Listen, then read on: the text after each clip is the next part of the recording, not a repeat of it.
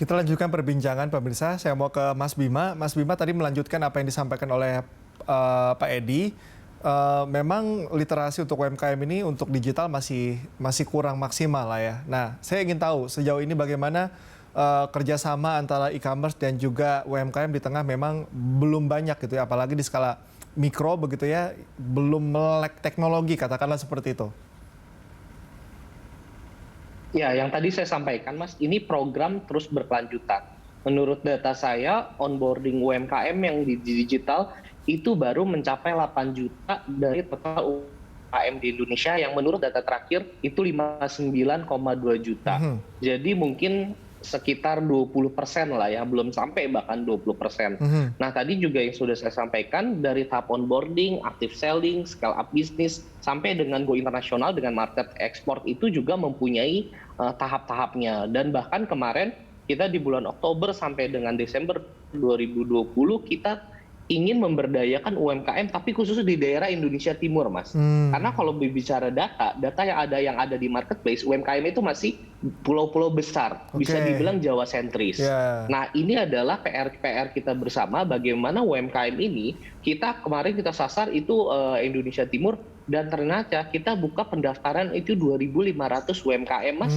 Tetapi yang mendaftar itu sampai dengan 6.000. Oke. Jadi antusiasnya itu bagus sekali gitu loh. Nah, ini adalah PR kita bersama bagaimana kita bisa mengembangkan, kita bekerja sama dengan Bakti Kominfo waktu itu.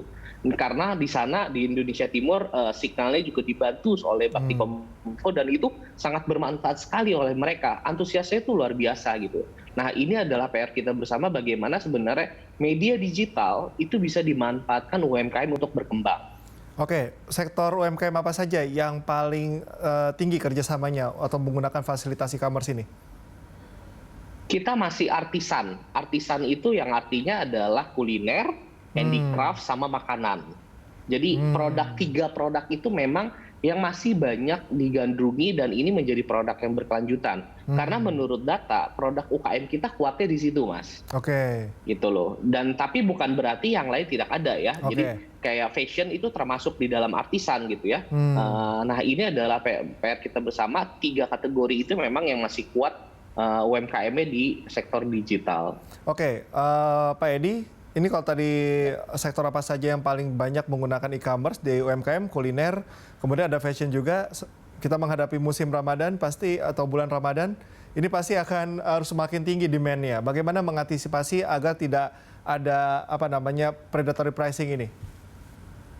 Ya, kalau pengawasan terhadap predatory pricing bukan hanya menjelang Lebaran ya.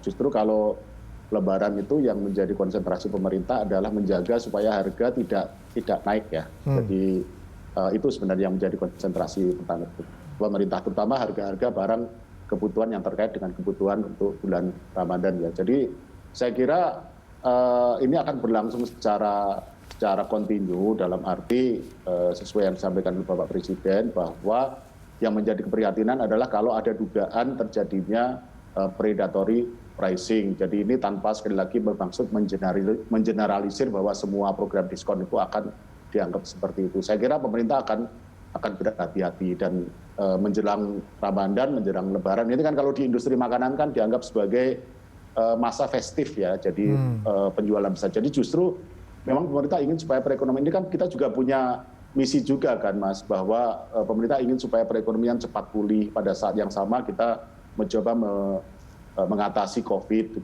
dengan vaksinasi dan sebagainya. Jadi justru pemerintah ingin mendorong supaya perekonomian kita itu tumbuh lebih cepat dibandingkan waktu sebulan 2 bulan yang lalu di mana kita cukup lesu ya gitu. Nah, jadi sebenarnya yang menjadi concern pemerintah justru adalah bagaimana menjaga supaya harga tidak terlalu tinggi kalau menjelang Lebaran ya.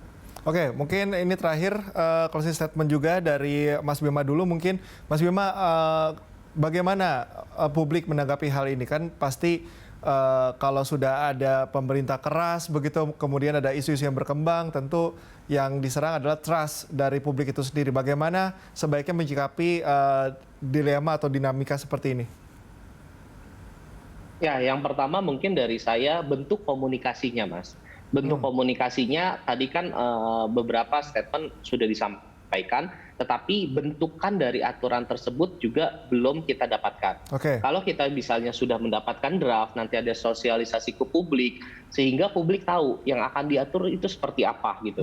Dan ini impact-nya kepada siapa? Karena jangan lupa, di balik para marketplace yang ada, itu terhadap ada UMKM di dalamnya gitu ya. Jadi masing-masing marketplace itu UMKM di dalamnya itu terdapat UMKM-nya, dan ini juga impact-nya itu akan menjadi mata rantai. Kalau atasnya diatur kan bawahnya juga pasti ngikut ya Mas efeknya. Ya, jadi statement saya juga yang sedari awal saya harapkan IDEA bisa berpartisipasi untuk memberikan masukan terhadap aturan ini ke depannya. Itu saja sih Mas dari saya. Oke, terima kasih Mas Bima. Pak Edi, mungkin closing statement dari Anda mungkin melanjutkan kembali bagaimana harus menangkap statement dari Pak Jokowi cukup keras, kemudian juga mungkin pesan terhadap Kemendak selaku regulator dalam saat ini sedang meramu bentuk pengawasan dan juga mengatur bahwa e-commerce juga harus bisa meningkatkan kualitas dari UMKM.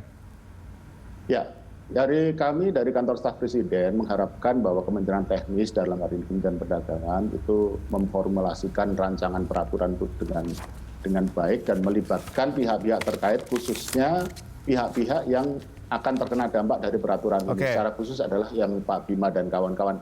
Jadi mohon ini difasilitasi ya oleh Kementerian Perdagangan. Nanti kalau ternyata sulit, Pak Bima nanti Isal coba ya, saya nanti kami coba untuk carikan jalur ya. Siap, Pak. Pada intinya pemerintah dan Bapak Presiden ingin supaya peraturan ini juga mendengarkan masukan dari para pelaku usaha. Oke. Tuh, Mas Bima udah dijamin ya, ada jaminan tuh dari Pak Edi. Oke, Pak Edi dan juga Mas Bima. Terima kasih, Pak. Oke, terima kasih ya atas hadirannya siang ini bersama kami dan juga informasi-informasinya. Tetap jaga kesehatan selalu.